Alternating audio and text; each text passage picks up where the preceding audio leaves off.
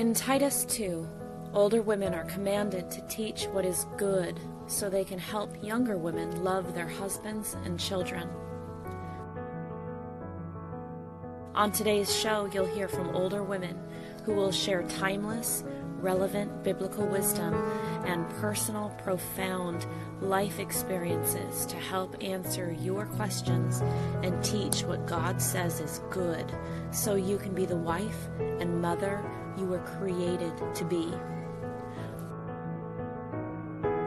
Welcome to another episode of Older Women Likewise.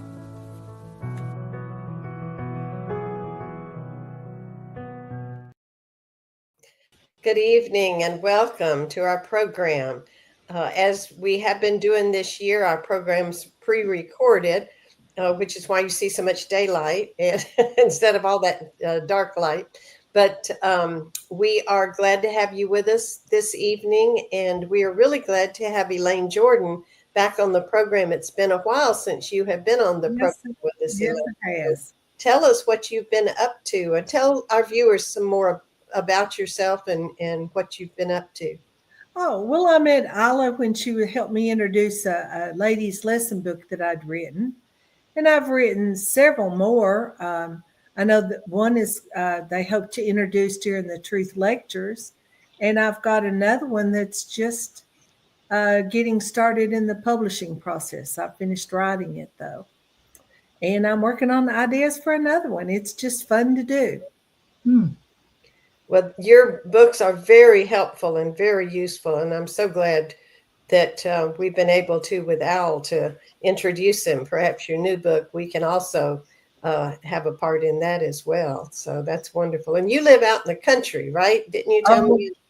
I do. I live on a working cattle farm. I'm a farmer's wife. Very good. Yeah. Wow. Yeah. I have been. I'm not now, but I have been before. We had a small farm, but few head of cattle. But you were telling me it's haying season, right? So it's gathering up the hay. Yeah. So they're all out there with the tractors and the tedders and the balers. Yep. Know all about that. Wow. Lauren, how are things going for you? You had told us before we started you were sick yesterday. I'm so glad you're feeling better. Yes, no one is gladder than me. I'm feeling better.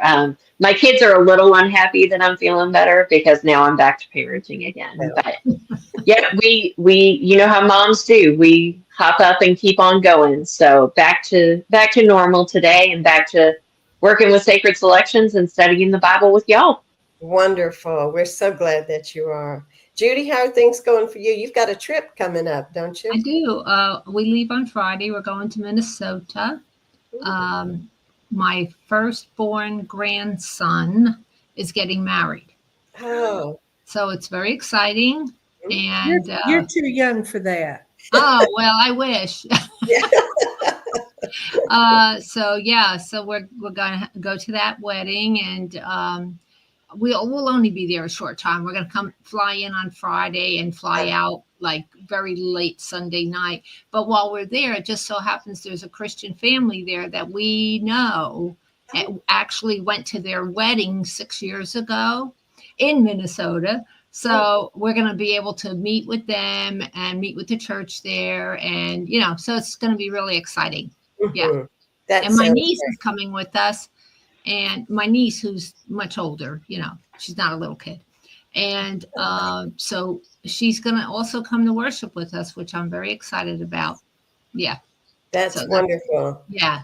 Sounds like you're going to get some good things going, good family times and good things for the Lord as well. So yeah. Yes. That's wonderful. So in case you didn't notice, I'm from New Jersey. She says coffee, so that's I say coffee and all that stuff. So. We still love you. Yeah, Thank you. Stay. Thanks, Lauren. We are all from different parts of the country, and we're just, but that's the wonderful thing about the Lord's church and the Lord's family is we're all sisters, and wherever we are, we're just family, and such a joy. It is such a joy. So. Tonight we're talking about women in positions of secular leadership, just for the record, I thought about making a banner along the bottom. We're not saying that women should be in leadership positions in the church. No, women don't have a position of leadership in the church at all. We're talking about women in secular leadership positions. And there are many, and we'll talk about different ways. We usually think of somehow like a job, but there's lots of other ways that women are in leadership positions in their secular life. And so we're talking about that tonight, and balancing what the Lord says with that, about that, with what we, well, actually not balancing it. We're following what the Lord says about that and applying it in our lives. So, but the first thing I'd like to do is talk about the difference between leadership and management. Did any of you get a good definition of that, or a good way of thinking about that? No. I didn't see that it was a lot different if you're a leader or a manager. And yeah. Well, yeah, I do. I have something. Yeah. Okay, so how about if, as a leader, you implement things that need to be done? Like you are the one who does all the planning, if you will, and putting together of what's going to happen and how it's going to happen. And then the management takes it and disperses it to those who are going to perform those duties. I don't know. That's just a thought. Well, I think that's the difference. And I found a metaphor. It says the leader charts the course and decide where we're going to go and why we're going there. But the manager steers the ship and figures out how to get there efficiently and what keeps the ship moving along. So in our homes, most of us are the managers of the home. And those that are single are management and leadership. Lauren is newly widowed, and I've been a single mom before. And you're everything. As I told my mother, if I didn't step it, it didn't get stepped. And so every step that gets stepped, I stepped it.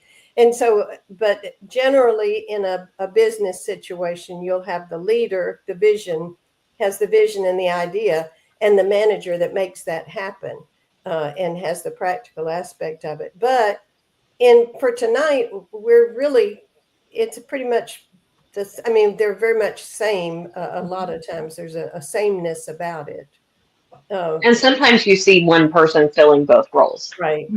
A lot of times the terms are used interchangeably because sometimes I have a great idea, but I'm also the one that ends up doing it because if it's going to get stepped, I'm going to step it. Yeah. And so sometimes the same person ends up being both a leader and a manager. And when I looked at that, where I came from the business, I worked in the business. Manager's usually the term on the org chart, not leader. You know, so that's probably why I didn't see a difference. Yeah, and there's something different. Yeah, because manager's usually the one we see out there doing the doings. You know, you talk to the manager, and I was a principal of an elementary school, and in some ways I was a leader in terms of making plans and where we're going to go and how we're going to.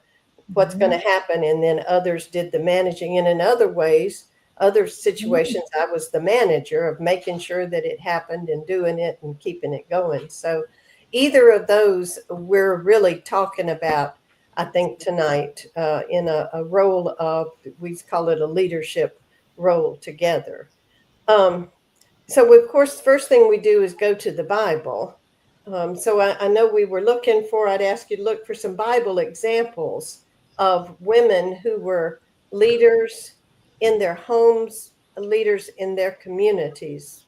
Lauren, did you have one you'd like to share with us? I did. So my mind went to Acts 16, where we meet Lydia. And Lydia is one of my favorite examples of a woman who, at least when we meet her, she's kind of on her own, right? She's at the river there are not enough Jewish men in Philippi to have a synagogue even. But she's there, she's doing the right thing. She's leading her family, at least to some extent. She's leading her household, at least to some extent, and saying, even if there's not a man here who will do the right thing and who will step up and lead us in worship, worship is still going to happen because worship is important. And I think that staying in her lane and doing the right thing, but saying, I'm not going to wait for a man to show up and tell me that I need to follow God. We're going to follow God. That is such a big example for me. Right. Absolutely. Elaine, how about you? Well, Lydia was a wonderful example, but I thought of Paul in Acts 13 and 17. He mentioned the prominent Greek women that had become Christians. They were in Antioch and Berea. And that was important because they had a lot of power, authority, wealth. They were leaders in their community, and they became leaders in the church. In what way do you think they were leaders in the church? Well, the fact that Paul, there's different documentaries that I read that think he mentioned some specifically so that their influence could cause others to listen and learn and become to be Christians. So in some ways, they were the teachers and the ones that were leading other people, Gentiles and Jews, to Christ. Again, my little banner across the bottom. We're not talking about women being elders or deacons. No. At least I hope we're all on the same page with that. No elders. I mean, no women evangelists. That's not what we're talking about. No, but they were teachers, same as Priscilla and Aquila were teachers. Right, exactly. And in our congregations, we are leaders of other women and helping other women to teach and to, just oftentimes in a social aspect of the family of God. And yes, I think definitely I can see what you're saying for sure about that.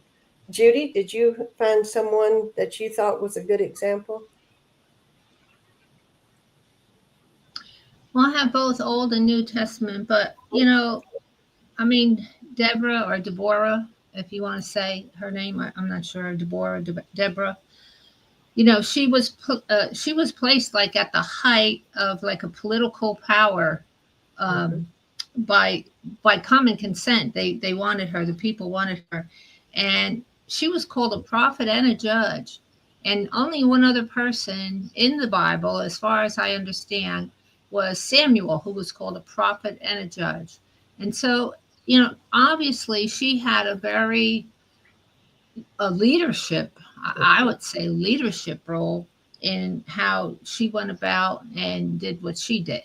Okay. Going out to battle and judging and all like that. And God used her. God used her. So, God, it would appear, then Jesus, because in the New Testament, we have people too. We have Phoebe and we have Priscilla and Aquila that were mentioned, that are used by God and by Jesus to carry out his plan. And so I think that's important too, to understand that there is a role for women. And I think Elaine just mentioned something about staying in your lane or staying within your confines or something to that effect when you are doing those things. So those are the ones that I thought about. And I think they have great qualities to emulate. She just got up and she said, I'm doing it. I'm doing this. I'm going. Yeah. Esther was one that I thought about in a secular role because hers was not in a religious role particularly. And the book is about the Jewish people in a secular way, in a national way. And so Esther became the queen to King Xerxes, Ahasuerus. And of course she had a political power, but she also was very diplomatic in using that leadership position. And as Mordecai said to her, maybe you're, who knows, but what you've come to the kingdom just for this particular situation to Right. save your people. But hers was, again, strictly a secular role of in the diplomacy of getting Haman and back and forth, and so as to be able to negate this that was coming, this violence coming upon the people. Yeah, she saved a nation. Yeah, yeah. And the holiday that they established was a national, basically a national holiday as opposed to a religious holiday. So, Yeah. Lauren, do you have anybody else that you're thinking of? Well, I had also thought of Lois and Eunice, Mm. Mm. and I will say it used to just chat my hide when people would say, well, the most important role you may have is raising a child to Mm. love the Lord. And when I was younger, that just bothered me. That drove me nuts because I would say, no, I'm going to do good, important things. And I'm going to serve the Lord in my own right. And that's absolutely true, right? That's absolutely true. But the only thing that we know about Lois and Eunice, the only reason they show up in the Bible at all is because of their work leading Timothy to the truth. Mhm. And they did that. We know that Timothy's father was not a believer. Yeah. And yet they on their own, without a father to influence him in the right direction, they brought up a man who would accompany Paul, who would write important letters that we refer to all the time. And so it's easy to denigrate the role that a woman has in leadership in her home. And that can be one of the most important leadership roles that we have. Mm-hmm. It's important to, consider leadership roles that we have within the community and whatever. But sometimes the role we have in our home is the most important one we have. And It's like the old saying, the hand that rocks the cradle leads the world. Right. Absolutely. Right. You're exactly right. Yep. Yes. A good bad example of a woman in a leadership position, Jezebel. I'm sorry. I knew who you were going to. Oh, did you know Jezebel? Yeah. A good bad example. She was like Esther. She was a queen, and she had quite a bit of political and diplomatic influence. She had a lot to do with royal decisions. You remember when King Ahab wanted that garden, and she managed to maneuver around so that he could get it. She promoted idolatrous worship.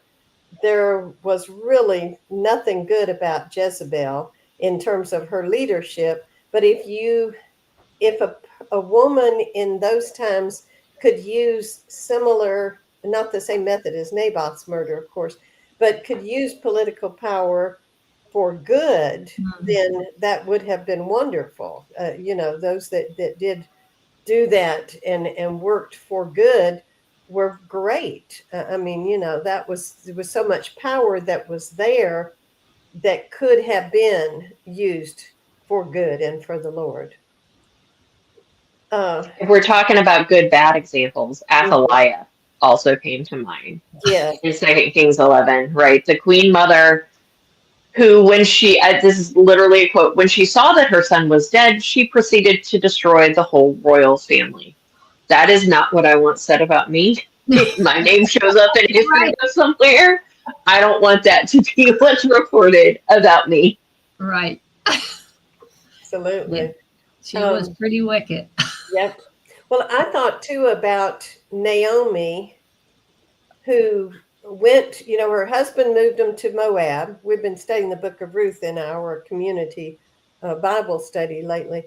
And the husband chose to move her and her sons and the family to Moab. She went because that was her part to do. He died, the sons died, or the sons married Moabite women, and then they died. And so now she is the leader of the family, Yeah. and decided to go back home to Israel. Then she directed Ruth in what to do and how to manage and do it this way and this way. Again, I mean, it's very secular leadership, is what you can do to help us live, gleaning, where you should glean, and then how you can get Boaz interested, and how you can, make this so that it's good for us, good for Ruth as well as good for Naomi.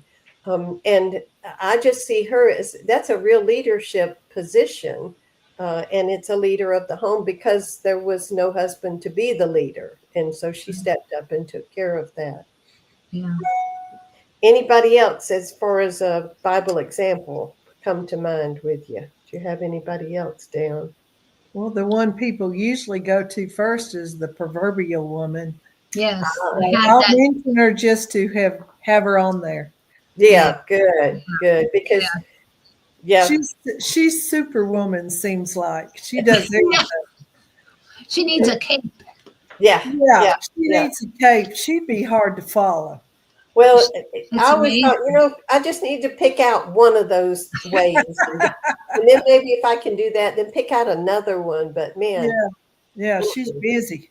That's right. But is it there in Proverbs 31 for us to see, wow, look at the roles that women are able to accomplish. Yeah. Mm-hmm. We're able to do it. Otherwise, it's not there. She did personally, and sometimes she did them directing people. Yes. Thank you. She did all of it. Yep. Thank you. Absolutely. That's a very good point. Very good point. Yeah. I mean, she was something else. Well, we know it's not, a real woman, but it could be. Yeah. It could be. It's there for our learning. Go ahead, Elaine. I'm sorry. I said it's there for our learning. That's right. Yeah. Right. Yeah. You see lots of ways. Well, when women are in leadership positions in their communities, or and what are some examples of things in a society that women could be cast in a leadership role in their communities? I know I had mentioned earlier I was a elementary school principal, and that's a leadership role. You're leading a school and the teachers, and you're interacting with parents, with kids, with school boards, and et cetera, et cetera. I mean, there's a lot of interaction and leadership there. What are some other roles that a woman in a secular position might have? Well, I personally was on several different committees in our town back in the day when the kids were little and all. So there was scouting, and there was the school system, and there was, sports, and there was all kinds of things, teams that I was a coach, and this, so many things. So many times I had to, use that as a stepping board to explain to people, no, we don't do it this way, we do it that way. And there would be men present, in these meetings, but that was my role. Yeah. And so, and I think that's the key to this whole thing, is just respecting your role, and then you'll be fine. Mm-hmm. Respecting and understanding your role, and you should be fine. And while you were leading those committee meetings and stuff, you didn't denigrate anybody. You listened, Correct. You learned, you were respectful. All of those qualities, those positive qualities, you have to let your light shine. It has to be a Christian light, not just I'm the leader and it will be my way. Yeah. Exactly. Yeah. Exactly. Right. Exactly. Mm-hmm. We were on the Right to Life committee, both Tom and I. And there was a time when, the committee, let's get together and what are we going to do to raise money? And of course, something came up where we didn't agree. That's the way we're going to raise money. And so we said, no, we're not going to do that. you know, Mhm. and we were in charge. So we said, you know, you can fire us, you know. If we're leaving, this is it. Does anybody want to step forward? No. Right? Okay. So that was the end of that discussion. They Yeah. weren't happy, but that's how it goes about letting your light shine. You're right. Mhm. Mhm. Yeah. Lauren? Yeah, I have found myself, I work part-time outside. Well, Mhm. I work from home Yeah. part-time. Um, but I still find myself in so many volunteer roles. And I think that's a lot of, we think about jobs in the workplace, and obviously that's an issue. Right. But I am on the administrative team for our homeschool co-op. Mhm. And so I have meetings with parents, both sets of parents, and even in stuff like that, there are times when I'm the one explaining the rules, I'm the one enforcing the rules, and that means that I'm telling men what to do sometimes within specific, and some of these men are members of the Lord's church too, but within the framework that we find ourselves in a homeschool co-op or whatever. A dear friend of mine heads up the EMT coordination department for our area. And so she's the one making rules and enforcing rules about what EMT policies need to be and how they need to respond to various situations. But in that secular role, she has been asked to be the boss. She's been asked to be in charge of that. And she does a fantastic job of it, while still, like Elaine said, being kind and being gentle and shining her light for the Lord, just in a different way. Right. Mhm. Right. And as we in our leadership roles, as Elaine brought out, we do show those, and it's a wonderful opportunity for us to continue to grow with the fruit of the Spirit. It's Galatians 5:22: love and joy, peace, patience, kindness, goodness, faithfulness, gentleness, and self-control. These are all qualities that we need to show as we are leaders. And I think it was also said that we don't denigrate anybody. We don't put them down and make fun of people, and we, in a secular way, we are patient with, and as can't think of the right word anymore, but that we don't put people out because we don't agree with exactly what they're saying, as long as it follows in with the rules of the thing that we're doing, the position. And sometimes it can get very where we're saying, okay, in this position, at this time, in this place, this is what's allowed, and we can feel like we're really getting very legal with things. But we have to always, like Judy said, we have to always follow the Lord's will in what we're going to do. And if we're going to be part of leading a certain thing, then and then we have to be sure that it's what is according to the Lord's will. And here's one way out there. If they said, okay, let's sell marijuana and that way we can make money. No, we're not doing that, kind of a thing. So we have to be sure that we're always following God's will in our leadership positions. And sometimes it can get tedious to make the distinction for people who don't see any problem with things. Right. I don't know if any of you've gotten that in a lot of when you're in school situations, or where you're people that won't necessarily have the same moral, religious understandings that you do. They don't see what the problem is, and you're like, this is a big problem. So that can get kind of difficult for us.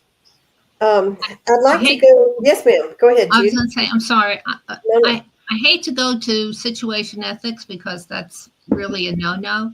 But I have to tell you, I worked with at-risk students, and we had our own little off-campus situation where in the mornings they got their math, English, and reading kind of thing, and then in the afternoon they did hands-on workshop, woodwork and all that, and everything. And some of the things that motivated these students, I was not in charge, but I was like a helper. I was not in charge, but I had to follow what was being said. And some of the motivations that they used, I was like, ugh, like you could have a smoke later, if you blankety blank. Do Now, this of course, particular work or something. Yeah, if you do right, if you get this job done or whatever. Yeah. Food, big motivation. I didn't have a problem with that. But, different things. And sometimes their mouth. We always tried to correct when they did use foul language, but it was there.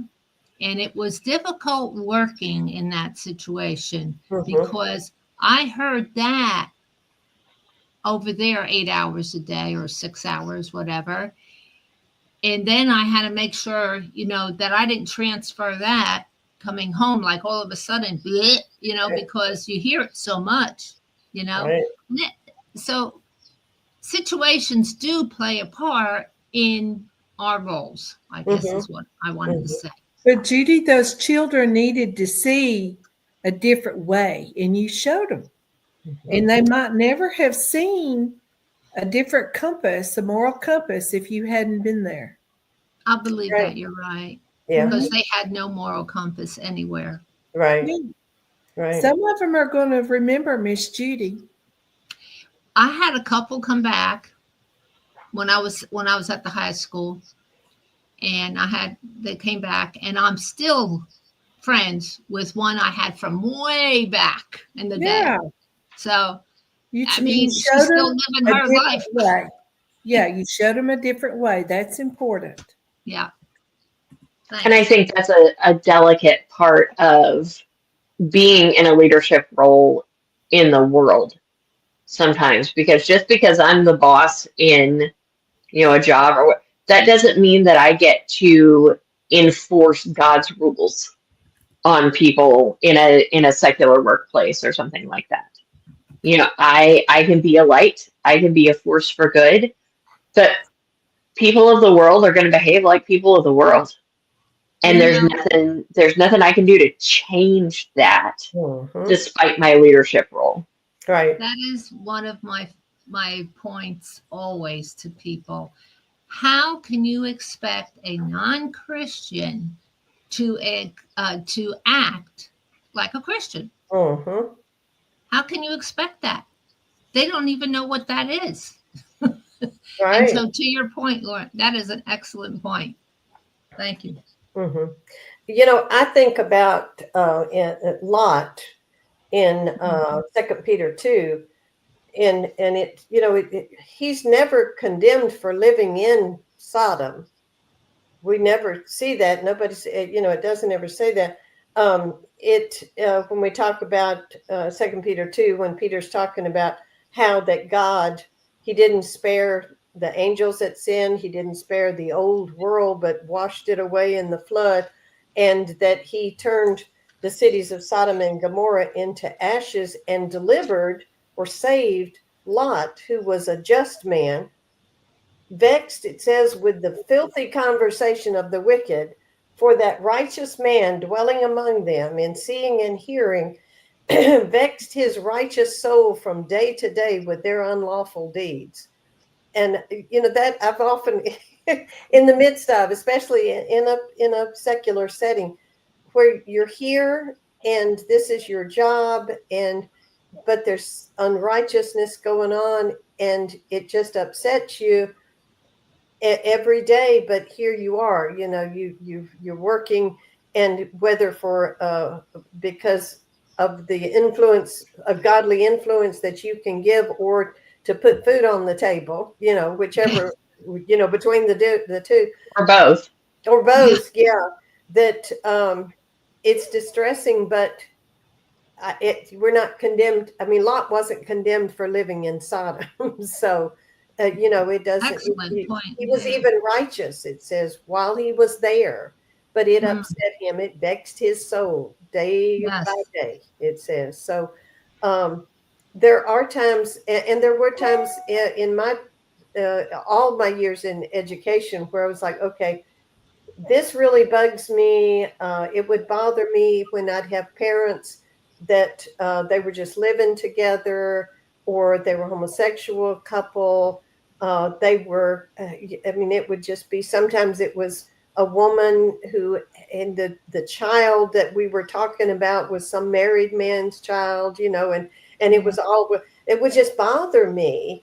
But as one of you said, that's not the time to bring up morality. You need to, it's not part of the job that I have to do. I thought about Lot, vexed his righteous soul, but we can, and it's amazing how that it makes a difference to people of the world when you're kind and gentle and thoughtful and gracious and good to them, and you keep your standard of behavior and show that to them, as Elaine said, to show them a better way of living. And sometimes that's all you can do. It's all you have the opportunity to do. Yeah. We want to talk about, and in the last minutes here, or the last 5 or 10 minutes of our lesson, what kind of advice can we give to women? I mean, Lauren's in the workforce yet. Elaine, your workforce is the farm, I know. So, and writing, you do wonderful writing. But Judy and I are out of the workforce nowadays. We're, but you're doing videos and teaching.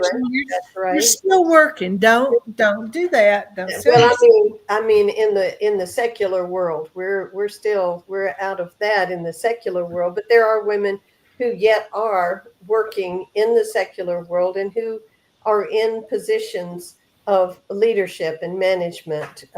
What are some advice, maybe some of the pitfalls they need to try to avoid? How can we encourage them in the Lord in that respect?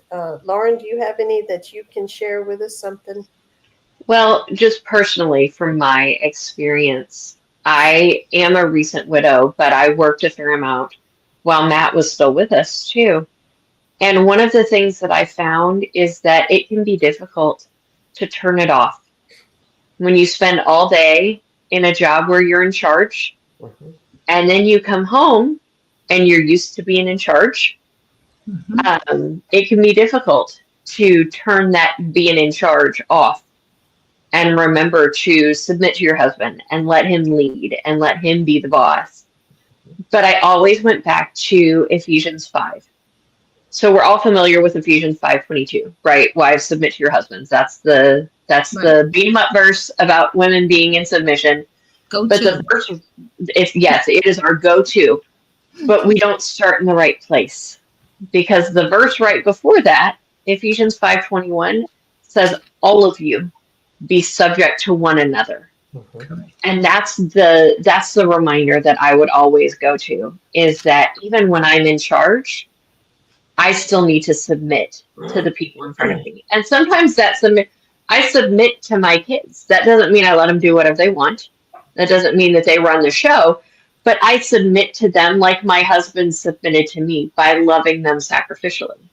Sometimes when I'm in the world, I submit by keeping people in line and showing them what the Lord expects of us, even in a secular situation. And so the pitfall that I see is that sometimes it can be hard to turn that off when you come home. But if you have the right attitude about it 24 hours a day, that even in this position of leadership, I am still submissive, and I am submitting my desires and my wishes to what's good for the whole and to what's good for the person in front of me, that pitfall gets a little easier. Still not easy, but a little easier to avoid, I think. I think that was very, very well said, Lauren. Very well said. Because we are to submit one to another, Mm-hmm. not just the verse that we want to go to, Right. you Right. know, but and that, like, yeah, Mm-hmm. that's excellent. Yeah. One One of thing, the, I'm sorry, go ahead, Elaine. one idea that I'd like to add that's for a pitfall is you begin to get your identity being that business identity, that secular identity. And sometimes we like it, you Sure. know. So it's like Lauren said, Power. then you come home and yeah, and then you're not that. You just have to remember your priorities. That identity is not it. You know, that's part of what you are, but you come home, you have the God always has to be first, period. That is not different no matter where you are. There is no situational Christianity. It's always there. And then you have, yeah, your husband leads the family, but God leads everything. Mm-hmm. That's Right. exactly right. Well said. Very succinct, right to the point. Oh, Right. thank you. In my leadership role, because I was constantly working with students, working with parents, working with teachers and staff, there were things that would come up that I had to make a decision on, and I had to make a determination of. And one of the things that I did that helped me to sort of to divide up my thoughts on it. I would, there are certain things that would happen, or I'd need to make a decision that I would have a feeling about, a commitment to, or that's not the right word. Anyway, that I believed, maybe a belief about personally as a Christian. This is what You're this. talking about a liberty? A liberty? No, I'm talking about in a school situation, and I had a leadership position. I had to make a decision on something that would come up, or I had to deal with a certain situation. There was just for example, there was a couple, and they were not married, didn't, and they were living together, and they had a child, and I had to interact with them with the child in the school situation. Well, personally, as a Christian, my feeling was that this was a wrong situation. They should not just be living together. This was personally, and so what should I? In dealing with them, I had to set that personal to one side, because another way I looked at things was professionally as an educator, that it's better for a child to have both parents to be in the same way working together for the child. And so, I had to look at it professionally, but I also would have to look at situations positionally as the principal of this school. There were lots of different things that would hit about, well, this one and this one and that one wanted to hire a new teacher. Well, this teacher was living with a man. Generally it was a sexual situation. Well, I didn't personally, I thought that was wrong. That was not the moral character I wanted, but professionally, that person's home life didn't really affect their teaching. And positionally, as the principal of the school, I had to be fair in judging whether or not a person was a good teacher, not based on their living situation. You see what I'm saying? So Yeah. for me, compartmentalizing helped a lot in a leadership position, in a secular position, and acknowledging that as a Christian, I could not condone this. If this person was a member of my local congregation, I'd have to go talk to them and tell them how they were doing wrong. But that's not my position, And so there were times I had to divide that out. And I think, Judy, that I can see that in your situation too. And it's a volunteer situation, but you're still in the same way. Yeah. You wouldn't have said, "Oh, go and have a smoke. That'll be a great reward for you," Right. personally or professionally, Right. and the positionally as following through then, so, and I think it helps us to, sometimes we react by what we feel, and what our feeling is all the things that we know. But in a leadership position, quite often you really need to analyze those emotions and the your attitudes. Where is it coming from, and how does it fit in with everything? It makes it really hard. I mean, it's really hard. It's really hard to be a Christian in a worldly, secular leadership position, because you're constantly having to do that. You really are having to divide, and it makes it. I think it makes it really hard. I could see in education, you knew too so many details, personal details. That's why it would be so hard. That those details wouldn't be in every job, but it certainly was there. Yeah, because it's all about people. I mean, education's all about people. Obviously, you're not producing something, and so it can be really hard. I love the point about you have to leave it at home. Leave that leadership at work, because you're not the leader at home.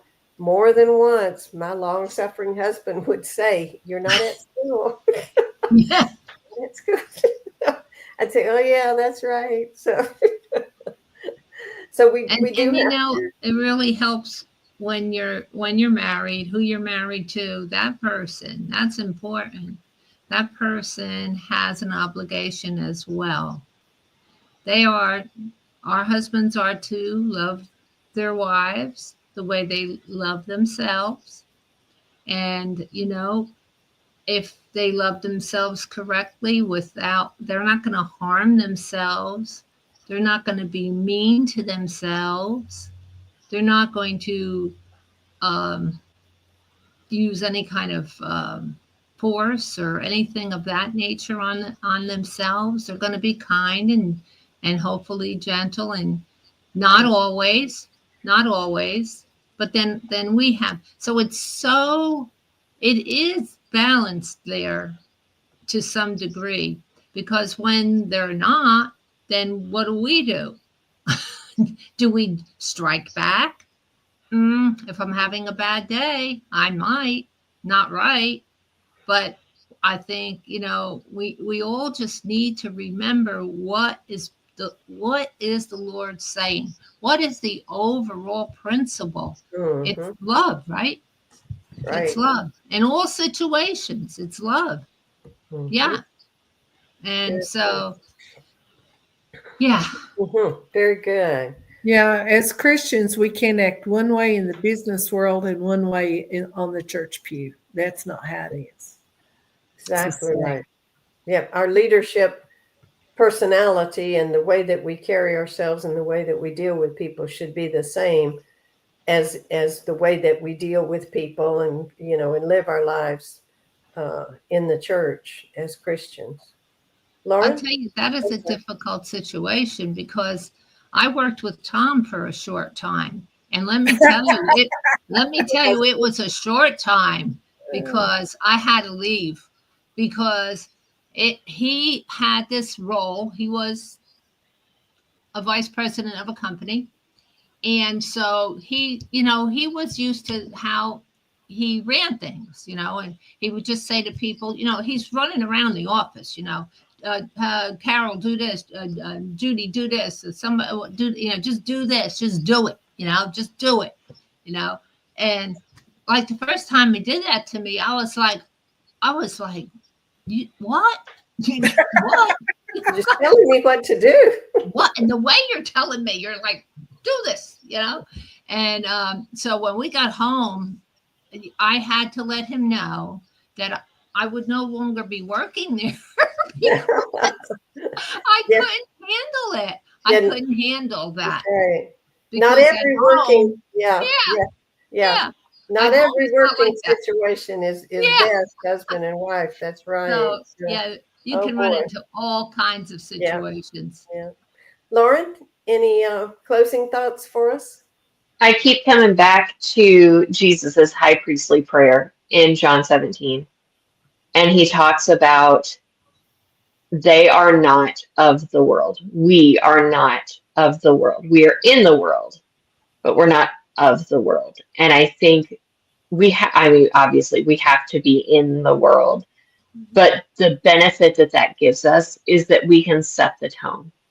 Judy talked at the beginning, talking about Esther, or maybe it was Ila, somebody talked about God used Esther in that particular situation, that particular place.